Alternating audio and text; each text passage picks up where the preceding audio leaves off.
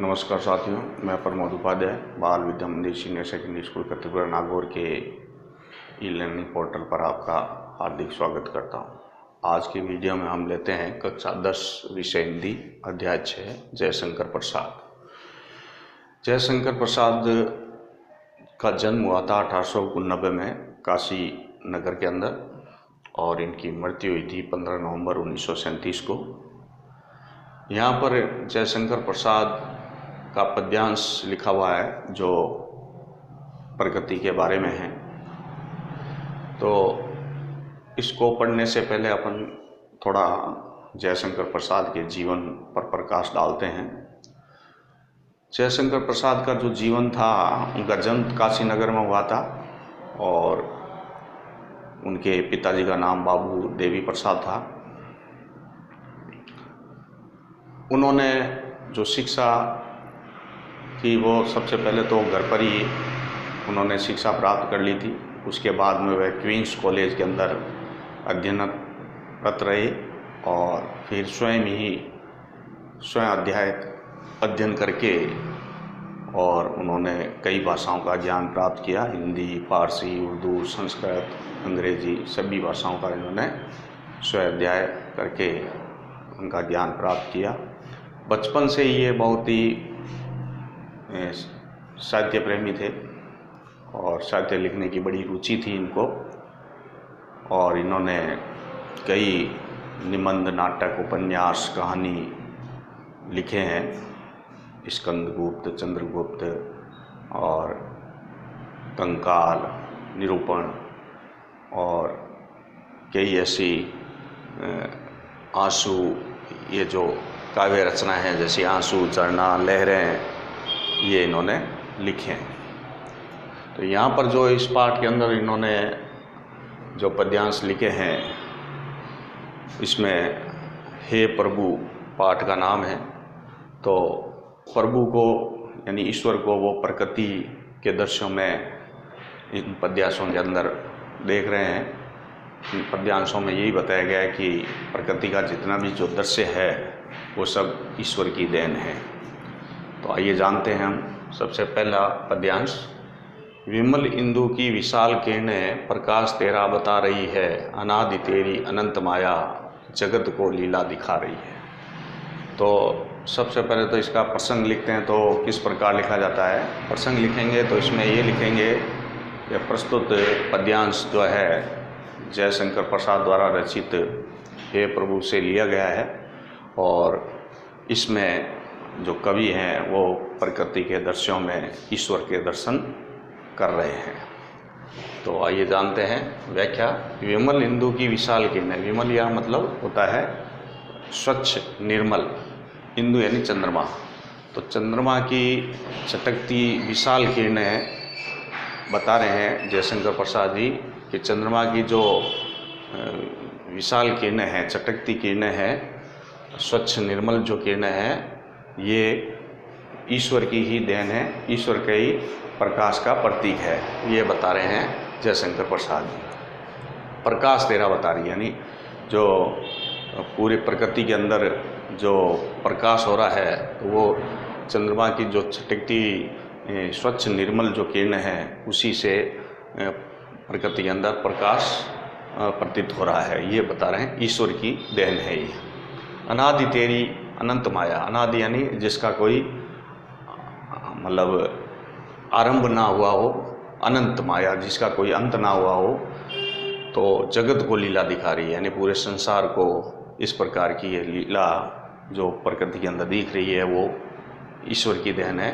तो ईश्वर के बारे में जयशंकर प्रसाद जी ये बता रहे हैं कि अनादि तेरी अनंत माया, जिसके बारे में कोई आरंभ के बारे में नहीं जान सकता, ईश्वर के आरंभ के बारे में कोई नहीं जानता है और न ही उसके अंत के बारे में कोई जानता है। इस प्रकार की ये लीला ईश्वर की लीला है जो प्रकृति के अंदर बता जा रही है। तो इस प्रकार ये जितनी भी प्रकृति के अंदर जितनी भी घटनाएं होती हैं वो सारी जो है ये सब ईश्वर की देन होती है और प्रकृति के अंदर जितना भी दृश्य है वो सब ईश्वर की देन होता है। ये बात जयशंकर प्रसाद इस पद्यांश के माध्यम से बता रहे हैं। अगला पद्यांश है, प्रसार तेरी दया का कितना, ये देखना है तो देखे सागर, तेरी प्रशंसा का राग प्यारे, तरंग मालाएं गा रही हैं। तो इस पद्यांश के अंदर जो प्रसंग लिखेंगे तो वो ये लिखेंगे कि प्रस्तुत पद्यांश जो है जयशंकर प्रसाद द्वारा रचित प्रभु से लिया गया है। इसमें कवि जो है ये बता रहे हैं कि अगर ईश्वर का विस्तार रूप देखना है तो वो सागर को देखे, यानी इसमें ईश्वर की विशालता का वर्णन किया गया है। प्रसार तेरी दया का कितना, यानी भगवान जयशंकर प्रसाद जी ईश्वर के बारे में बता रहे हैं कि हे प्रभु, आपके हृदय में सभी जितने भी जीव जगत के प्राणी हैं सब आपकी ही देन है, यानी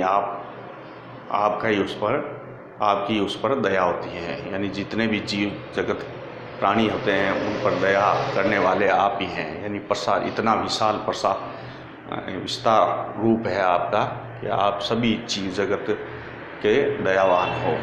ये प्रसाद तेरी दया का कितना, ये देखना है तो देखे। अगर कोई ईश्वर की दया का विस्तार देखना चाहता है, ये जयशंकर प्रसाद जी कह रहे हैं कि अगर कोई ईश्वर की दया का जो विस्तार देखना चाहता है तो वह क्या देखे, सागर में उड़ती हुई लहरों में जो ध्वनि है या सागर को देखे। सागर कितना विशाल होता है, उसी प्रकार से ईश्वर का जो जीव जगत के प्राणियों पर दया का विस्तार है वो बताया गया है। तेरी प्रशंसा का राग प्यारे, तरंग मालाएं गा रही हैं। इसमें ईश्वर के बारे में बताया गया कि आपकी जो प्रशंसा है, आपका जो दया का विस्तार है, उसका जो गुणगान है, उसकी जो ध्वनि है, उसके जो दया का विस्तार और आपकी जो प्रशंसा है, उसका राग कौन गा रहा है? उसका राग तरंग मालाएं गा रही है। तरंग मालाएं यानी सागरों में उड़ती हुई लहरों की जो ध्वनि होती है, वो आवाज़ ईश्वर के मानो ऐसे लग रहा है जैसे ईश्वर का गुणगान कर रही हों। तो ये जयशंकर प्रसाद ने इस पद्यांश में बताया है कि ईश्वर का हृदय इतना बड़ा है कि वह सभी जीव जगत के प्राणियों पर दया करते हैं, और ये देखना है तो देखे सागर में। अगर किसी व्यक्ति को अगर ईश्वर की दया का विस्तार देखना है तो वह सागर को देख ले। तेरी प्रशंसा का राग प्यारे, तरंग मालाएं गा रही हैं। तो इस प्रकार ईश्वर की जो प्रकृति पर, ये जीव जगत पर जो दया है, उसकी प्रशंसा जो है वो कौन गा रहा है? समुद्र की जो लहरें हैं उनसे उठती हुई जो ध्वनि है वो ईश्वर की प्रशंसा का गुणगान कर रही हैं। ये बात बताई गई है इस पद्यांश के माध्यम से। तो इसको आप नोटबुक में नोट कर लेंगे। तो इसमें तो कठिन शब्द हैं, वो मैं बता देता हूँ। विमल का मतलब होता है स्वच्छ, हिंदू यानी चंद्रमा, ठीक है। प्रकाश यानी ज्योति, तेरा बता रही है विशाल की यानी विस्तारित, बहुत बड़ी विशाल, ठीक है। अनादि यानी जिसका आरंभ ना हो, आरंभ का ज्ञान ना हो। अनंत यानी जिसका कोई अंत का ज्ञान ना हो, जिसके अंत का ज्ञान ना हो। जगत को लीला दिखा रही है, यानी जगत यानी संसार, संसार में जितनी भी प्राकृतिक घटनाएं होती हैं वो सब लीला ईश्वर की है। प्रसार यानी विस्तार।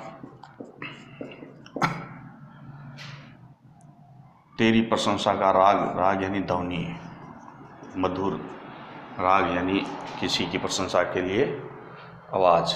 तरंगमाला यानी समुद्र की लहरें, तो इस तरीके से आप इसको समझेंगे, नोटबुक में नोट करेंगे और इसको बार बार पढ़ेंगे। तो आज के वीडियो में इतना ही। अगले वीडियो में मैं आपको इसके अगले पद्यांश लेकर आऊँगा। तब तक के लिए धन्यवाद।